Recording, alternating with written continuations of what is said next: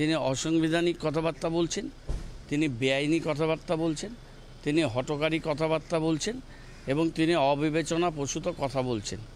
তিনি একটা নির্বাচিত স্বায়ত্তশাসিত সংস্থার প্রধান, তার নিজের বোঝা উচিত যে তার লক্ষ্মণ রেখাটা কতখানি কাছে। তিনি সবসময় দেশের আইনের ঊর্ধ্বে নিজেকে স্থাপন করার একটা চেষ্টা করছেন। This is very unfortunate and uncalled for statement being made by mister Bimal Gurung.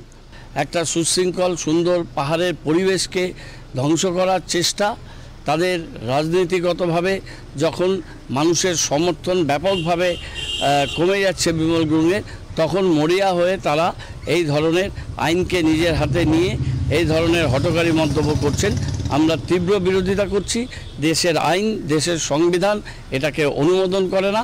আমরা রাজনীতিগতভাবে এবং প্রশাসনিকভাবে আমরা যৌথভাবে এর মোকাবিলা করব।